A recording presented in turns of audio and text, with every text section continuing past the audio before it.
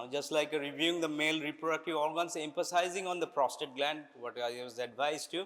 So, I will be just like emphasizing the prostate gland and the relationship with these clinical aspects of these prostate gland and the male reproductive organs whenever we are going to deal with this particular patients clinically examining and dealing with any diseases which is related to this particular male reproductive glands, which is important to us. So, testicles we already have a familiarity with, just wait, fine. Na poretta de. So, we have poretta, move kor, theek hai. It's an organ present in the scrotal sac, and we have this particular histological understanding of this organ as well. Have got 3 layers from inside outside to inside, like tunica vaginalis, tunica albuginea, vasculosa, contains this particular coils, supercoil things. We call them as seminiferous tubules, and these particular seminiferous tubules come out and forms a rete testis, and this particular rete testis unites to forms a united structure. We call them as epididymis. So, this particular content we are going to discuss today as we need to understand here, which is taking a like a kind of, we call them as piggyback ride on the back side or posterior lateral side of these testicles. So, this particular organ we call them as epididymis. It is divided into 3 segments: head, body and the tail, which is important for us. This particular organ riding on this often gives an impression of the testicular swelling. Sometimes this particular epididymis got enlarged, inflamed, and if it is inflamed, this testicle irritates the testicle as well as creates the pain on testis, which is bringing the patient to us about this particular pain in this region. Often these particular testicles do not have any such of illness as like infections or inflammation is concerned. This particular epididymis is most often gets the inflammations. So, inflammations of the head of this epididymis is most common. So, epididymis is very tender. So, the patient usually complains on this particular pain on the scrotal sac, on the side, maybe unilateral, bilateral side, and gives a history. If we lift this particular testicles up, so if you just like lift these things up, pain relieves. So, if you release this or move these things up, what happens? There is a vascularity enhancement. So, the blood flow or blood return from these testicles and the epididymis on elevations of the testes improves, and that subjective relief of pain happens in these particular patients who are suffering from acute epididymis. So, that is a clinical thing which happens. So, whenever you are just like dealing with any kind of scrotal pain, consider about this incidence of this epididymis or epididymoorchitis, which is kind of like very frequent. Now, if you see this particular thing about what forms this particular epididymis is the rete testis, which basically joins, makes this particular rete testis, and again it coils over here and makes this particular coiled structure packed like this and forms the head, body and the tail. The tail of the epididymis, again point of concern for us, it is making another tube or single tube which is going out on the upper pole of this particular testicles as the content of this spermatic cord. This particular tube is vas deferens, is point of our concern. Other thing about this particular, so this spermatic cord contains this particular structure, like it has a covering and it has a blood vessels which is present, pampiniform plexus. It has artery which is going to supply to this particular organ, gonadal blood vessels, and as well as this particular vas deferens. Together, along with the covering, we have this spermatic cord. This spermatic cord also gets some kind of like irritated. So, this particular spermatic cord or pain in the groin region also presents as a clinical problem as well. That may be because of the dilatations of this particular pampiniform plexus veins, maybe because of these inflammations or irritations of these epididymis which is carried through the vas deferens. So, these are like a common thing that you have to keep in mind. So, which is happening most of this particular scrotal sac or scrotal sac regions. So, other than this vas deferens need to be emphasized on whenever you are dealing with this. This is a continuation of this tail of the epididymis which moves up from the upper pole of the testicles, and this particular vas is a muscular tube, that means it has a peristaltic capacity. So, this particular vas or vas deferens, which is a continuation of the tail of epididymis, which is running as a content of the spermatic cord. Now, from the spermatic cord, This particular palmatic cord is a content of the inguinal canal, which you have seen as a content in the male subject, is a content present in the inguinal region is a spermatic cord. So within the spermatic cord, this vas deferens is one of the prime content. So it is wrapped around this particular covering and present in the inguinal canal as a content of this spermatic cord. Now, as it leaves this particular inguinal region, it enters to the abdominal cavity and it passes through this particular ring. We call them as deep inguinal ring. As it passes through the deep inguinal ring, it gets into the cavity of the abdomen. So this is how this particular vas is coursing. Now, important is this how this particular deep inguinal ring is entering to this particular region on abdominal cavity. So it is moving or related to this particular inferior epigastric vessels, which is an important content. So this particular picture basically narrates us how this particular vas is coursing from this spermatic cord, superficial ring, inguinal canal, then it moves out this point. We call them as the deep ring. As it moves out of the deep ring, it enters to the abdominal cavity. Now you see that the relationship over here is related to this artery. So it wings around or moves lateral to this artery. We call this inferior epigastric artery. This is an important landmark that need to be traced. Whenever you're doing surgery in the inguinal region, we get a problem over here as inguinal herniations. So we have to deal with this particular content of the spermatic cord. So we have to identify this artery, then we identify this particular deep inguinal ring, which is this landmark is helping us to trace. So coursing on lateral to this particular inferior epigastric artery, this vas deferens enters to the abdominal wall or abdominal pelvic cavity, and then it courses on or crosses this particular vessels. This is the internal iliac, which is this is the common iliac, which is splitting into internal iliac and external iliac, which is going to supply to the lower limb. So it crosses this particular external iliac blood vessels at the pelvic ring and lies on the lateral wall of the pelvis. Now it moves from the lateral wall of the pelvis and again it crosses another structure, which you see that coming from above, which is ureter. So this particular ureter is again crossed by this particular vas deferens as it is moving posterior or on the base of the urine bladder. So this particular course of the vas deferens is immensely important whenever you are going to do surgery in the anterior abdominal wall for hernia surgery or doing any surgery in the pelvic wall, like cesarean sections in the female subjects or any kind of surgery which you have to open this particular pelvic cavity, prostatic surgery, bladder surgery, likewise.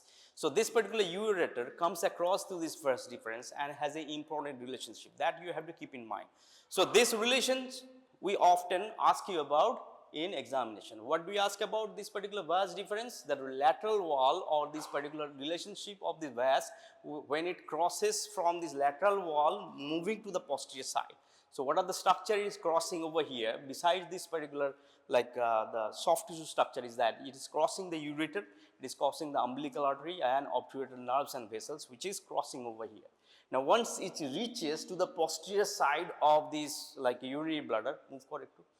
Once it reaches to the posterior side of the urinary bladder, we call them as base of the urinary bladder. This part is a little bit dilated. We call them as ampulla. Now it gets another structure next to it or lateral to it. We call them a seminal vesicle, which is lying in this particular bladder neck or bladder base region. We have seen this in our visceras as well. And again, we ask these particular questions, giving these particular organs, what are the relationship with the vas, with this ureter, with this particular seminal vesicle. So we have to be mindful about this particular picture about vas deferens, ureter and the seminal vesicle. So what happens with the vas deferens? It comes over here, laterally gets a blind sac over here. We call them a seminal vesicle, joins together, forms a common tube. We call them as ejaculatory duct. So this particular ejaculatory duct, right side and left side, pierces through this particular structure. We call them as prostate.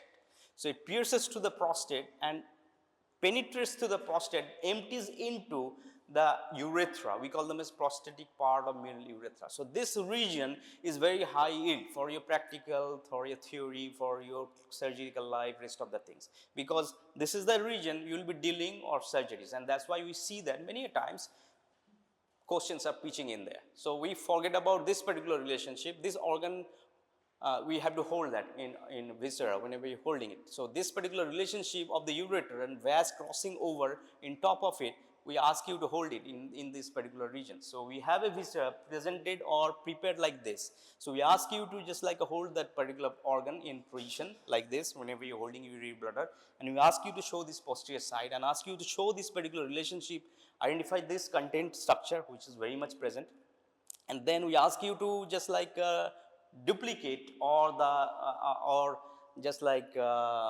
simulate this particular relationship of the ureter, vas and the prostate, and as well as seminal vesicle in this posterior side of the bladder.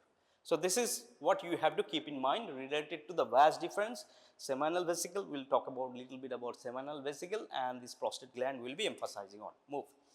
Now this, what we call them as seminal vesicle, is a kind of blind pouch which is present on the lateral side of this particular like vas deferens, present on the posterior side or base of the urinary bladder. We have seen that this particular thing is lying in front of the rectum and lying in this particular posterior side of the urinary bladder. And if we are doing an examination, we call this rectal examination, we can feel this particular organ in the male subjects as well. As if it is inflamed, whenever you're doing rectal examination, it gets like a tender. So we get this particular feel of this particular organ, or inflammations of these or infections related to this as well as feelable.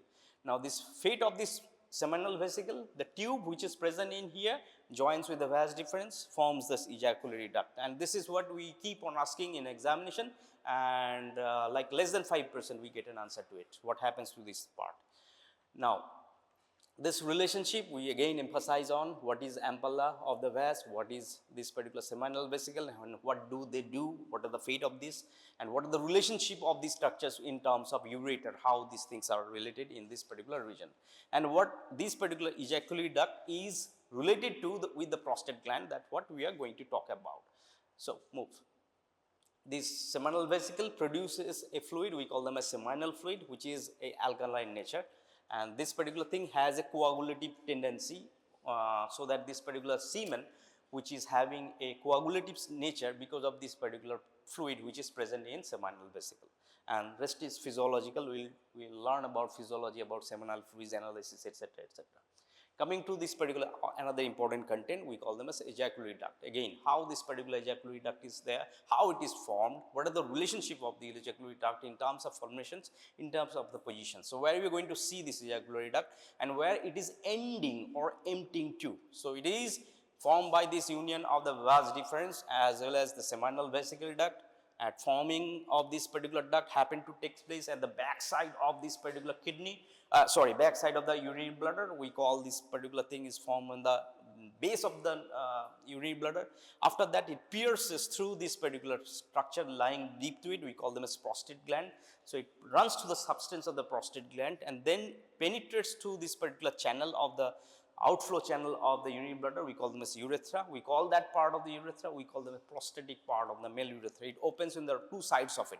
By any chance, if this particular ejaculatory duct is blocked, we do not have this particular semen flowing through them, and we have a clinical condition. We call them as like agiospermia, or depending on what is happening as a consequence of infertility. Now coming to this particular organ of today's importance, we call them as prostate gland. So this particular prostate gland we are going to talk about is the positions of the prostate gland. So it is situated at the neck of this particular urinary bladder, lying in the neck over here, and in between and lower limit of that we have a support structure. We call them as deep perineal pouch, also known as urogenital diaphragm. So in between this particular neck and this particular urogenital diaphragm, which is also deep perineal pouch with its content, which is limiting this particular prostate gland. And you can see this prostate gland is encircling or wrapping around this outflow of the urinary bladder, which is urethra. Now this part of the male urethra, we call them as prostatic part of male urethra. Now histologically, if you're going to see how this particular prostate gland is there, we call this prostate gland as a fibromuscular glandular organ. That means it has a fibers, it has a capsule which is wrapping around 10 structures. It has muscle there which is known as puboprostaticus, which is part of which is a part of like a pubococcygeus muscle, and it has glands which is present in it, which is capable of producing secretions. We call them as prostatic fluid. Now we call them as fibromuscular glandular organ, which is lying between the neck and this particular thing. We call them as urogenital diaphragm, also known as this particular deep pouch. This organ can be again palpated Doing clinical examination, we call them as like par-rectal examination. So if you are just like examining a patient through the par-rectal digital examination, we can actually feel this particular organ. If it is enlarged, we can feel that, and this particular enlargement goes for the disease entity of the prostate gland.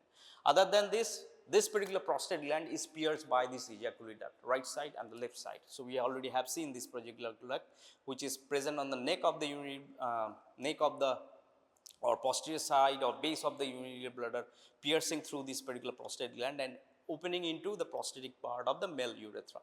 Now this particular prostate gland holds some kind of glands which are present in it. We call them as prostatic gland. So that particular prostatic gland capable of producing secretions, we call them as prostatic juice or prostatic fluid. That prostatic fluid which is present has different categories or different entities or different functions.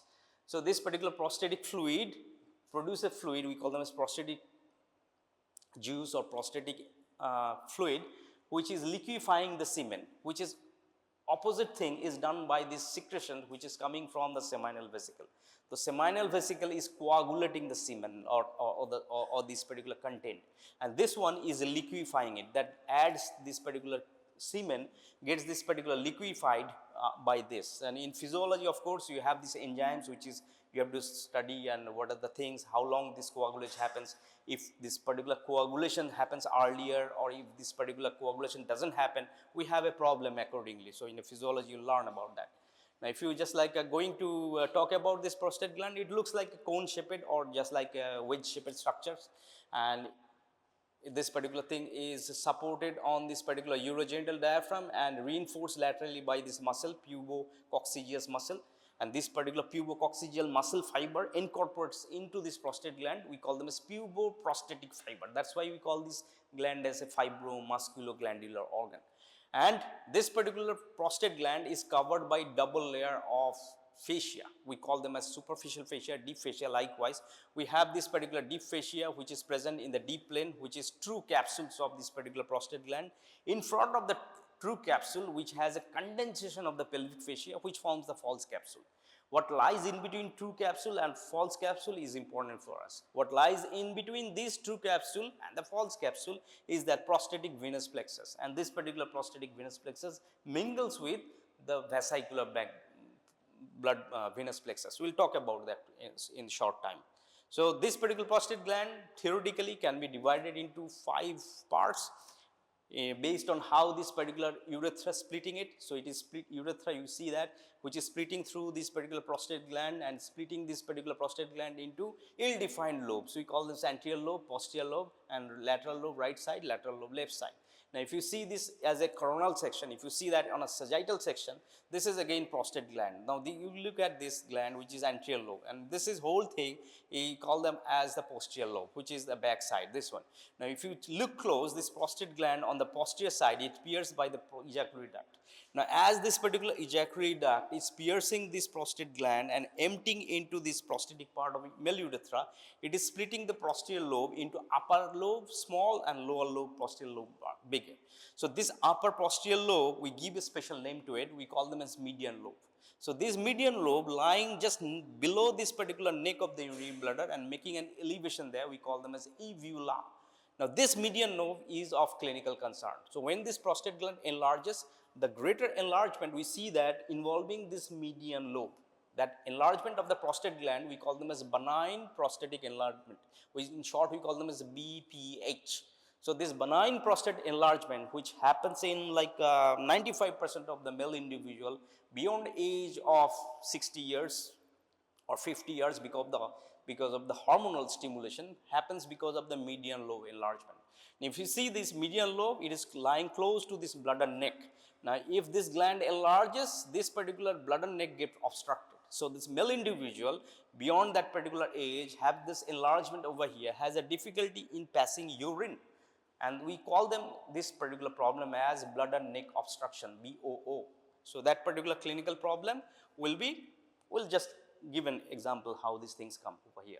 So this median lobe of the prostate gland again is a point of clinical interest. Why this is interested? Because this often comes with the clinical problems. Why this comes with the clinical problem? Because this particular median lobe of the prostate gland enlarges in often 99 to 100% of the male individual. When we get a case on this and we have to explain the patient, this is a natural thing which happening, we cannot do anything about, we can do some medicines which can like subsidence this particular clinical problem, or we go for surgery depending on how enlarged this particular gland is.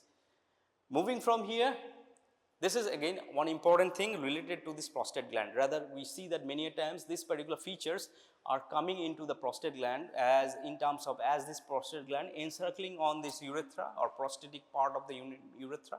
The prostatic part of male urethra have got more feature than that of rest of the urethra. So we study detail about the prostatic gland or prostatic part of the male urethra. I'll just like explain with the picture that will help us to understand the salient features. So this is the cross section picture of the male urethra that we are seeing here. So this particular prostatic part of the male urethra, the posterior wall of it is projected in here. So there are few things that you have to understand out here. This particular thing we call them as ridge, which is present on the prostatic part of male urethra posterior wall. This ridge we call them as urethral crest. Now this particular ridge, which is running longitudinally towards this length, have a midline swelling. This midline swelling we call them as colliculus semilunis. So this elevation which you seeing here, which is present in here, we call them as seminal colliculus swelling. So seminal colliculus, which is a midline swelling within this ridge. What ridge? We call them as urethral crest. Now if you have these things elevated, we have a depressed point here and here as well. So this depressed side on the other side of this particular urethral crest, elevated margin, we call them as prostatic sinus. Now what importance out here is that every point out here is important because everything have got a feature. Now if you look close at the middle part of this seminal colliculus, which is a midline swelling on this urethral crest, we see opening of these two, which is lying over here. We call them as opening of the ejaculatory duct, which you are familiar with. And in the middle we have the opening of the prostatic utricle. This prostatic utricle is an embryological remnant. We can ignore that because that's do not have that much of intense clinical importance, but it is there. But for us we cannot. So we have this particular understanding on this middle part of this. We have this opening of the ejaculatory duct. By any means, by any chance, if it is blocked, we have a blockage of the semen flow. We get a clinical condition based on that. Next thing is that this particular space which is lying on next to it, we call them as the urethral sinuses. All the sinuses, you can see the tiny holes are there. The prostate gland is present with the glands which is producing the secretions. We call them as prostatic fluid. That particular gland is producing the secretion through this duct and opening into this particular crest over this region. Now what happens? These are blind pouches. This particular tract communicates with the urine, which is a contagious material, may be there if you have infections. If you have urine infection, there are every chances of poor flow, especially if you have a poor flow, this particular flow of the urine will be sluggish. And this particular urine may just like get inside this particular glands which is emptying into it. If you have this particular infection move to this particular through these glands, we get a clinical condition. We call them as prostate gland infection. In short, we call them as prostatitis, which is hella difficult to treat because this is our blind pouch. We cannot wipe out the secretions completely and the infection stays there. So it leads to a chronic problem. So these prostate gland infections often leads to a chronic course because of the poor drainage of these particular glandular secretions. So this particular glands which is emptying into this particular sinuses often gets inflamed because of the infections, and these particular infections lead to infections of the prostate gland. That's what you have to understand out here. And apart from this, these descriptions of this several times about this particular thing what I have mentioned, emphasizing on these 3 points will be narrated in examination. So we prepare this particular internal feature of the prostatic part of the male urethra with a schematic diagram for examinations and as well as the clinical problem related to this particular prostate gland. Blood supply of the prostate gland is coming from the vesical artery, which is supplying this particular blood, especially the inferior vesical artery, puts a blood flow through it. That's an easy part. Second thing is that, which is of importance here, is that the venous drainage. As I have mentioned, this particular prostate gland have the blood vessels. They mingle with each other. They make a plexus. We call them as prostatic venous plexus. This prostatic venous plexus lies between the 2 courts of the prostate fascia. We call them as superficial and deep fascia of the prostate gland. So this particular prostate gland fascia, which is holding this particular prostatic venous plexus, has a communication with this bladder plexus.